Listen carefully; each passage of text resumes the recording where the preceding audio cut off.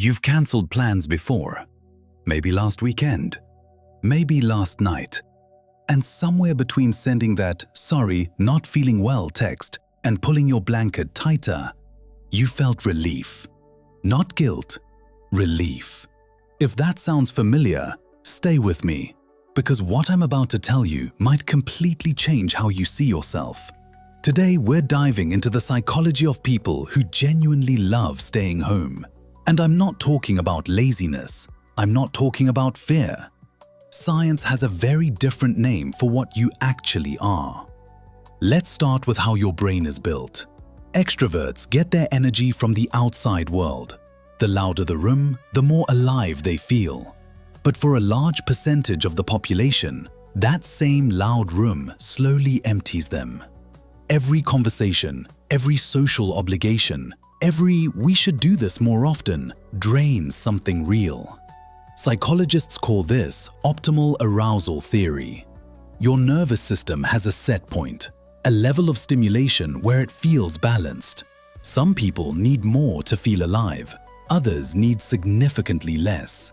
And here's what nobody tells you. Neither is wrong. One isn't stronger, one isn't healthier. They're simply different operating systems running on different power sources. Your home isn't your hiding place, it's your charging station. But introversion is only part of the story. There's another reason, deeply psychological, that draws certain people back home, and it has everything to do with control. Out in the world, everything is unpredictable. The noise levels, the energy of strangers, the conversations that go nowhere, the plans that shift at the last second. Your nervous system is constantly processing threats it never asked for. But at home, you control every variable. The lighting, the sound, the temperature, the pace of the afternoon.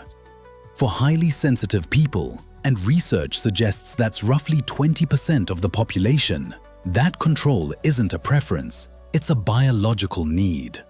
Their sensory system processes everything more deeply than average, more intensely. What feels like background noise to someone else feels like a full-volume concert to them.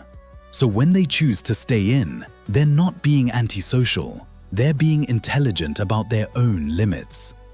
Here's something that might surprise you. Studies consistently show that people who enjoy solitude score higher in creativity, self-awareness, and complex problem-solving. Not despite spending time alone, because of it. Think about it. Every great writer, philosopher, scientist, artist, they didn't build their best ideas in crowded rooms. They built them in quiet ones, in the space between distractions, in the kind of stillness that most people are too uncomfortable to sit with. Because here's the truth about silence. It's only boring if you have nothing going on inside. And people who love staying home, their inner world is extraordinarily active. They're processing, creating, connecting dots that the noise outside would never let them reach. That 2 a.m. thought spiral isn't insomnia. It's your mind finally getting the bandwidth it needed all day. Now, let's talk about something society doesn't want you to question. We've been sold a version of a good life that looks very specific. It's loud, it's social, it's documented.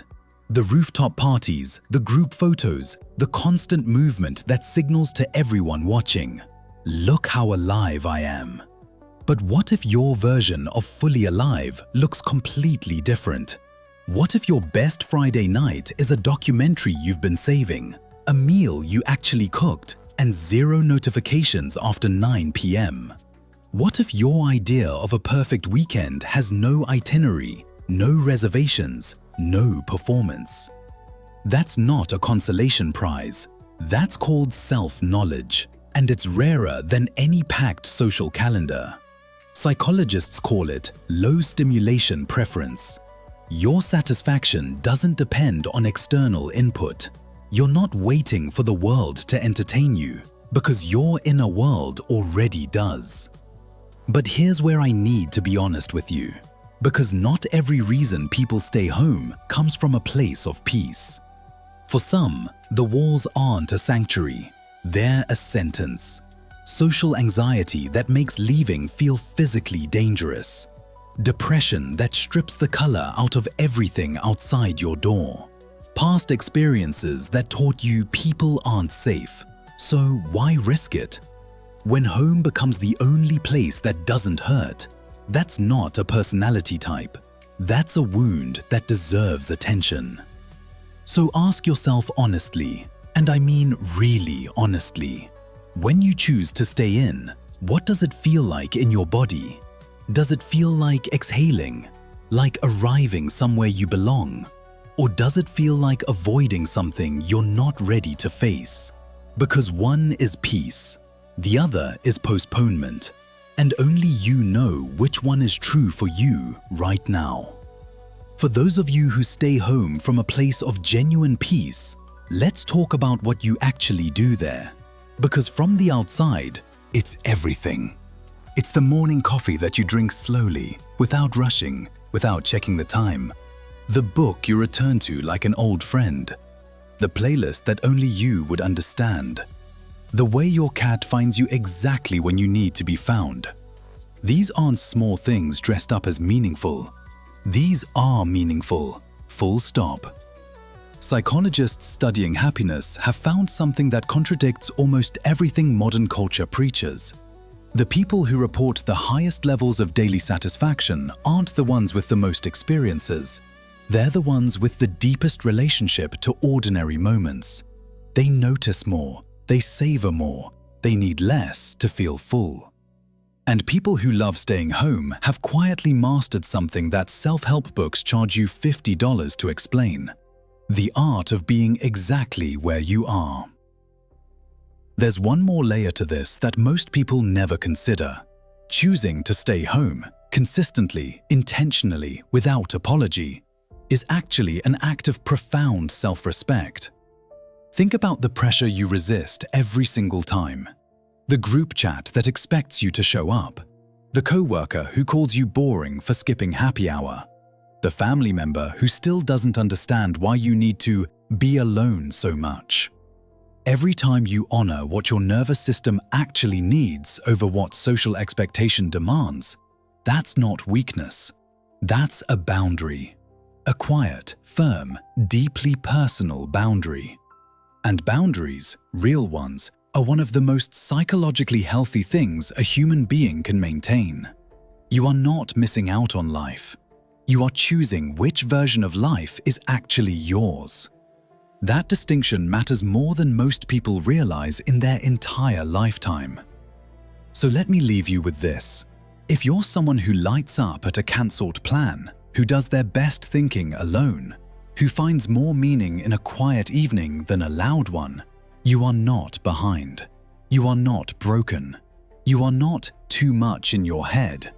You are wired for depth, for stillness, for the kind of presence that only comes when the noise finally stops. The world needs people who go out and make things happen, but it equally needs people who go in and figure out what things are actually worth happening. That's you. So the next time someone calls you boring for staying home, smile. Because boring people don't spend their Friday nights understanding the architecture of their own psychology. If this video made you feel seen, share it with that one friend who always cancels plans. They'll know exactly why you sent it. And if you want to keep going deeper into the psychology that most people never hear about themselves, the next video is already waiting for you. Click it. You'll recognize yourself in that one too.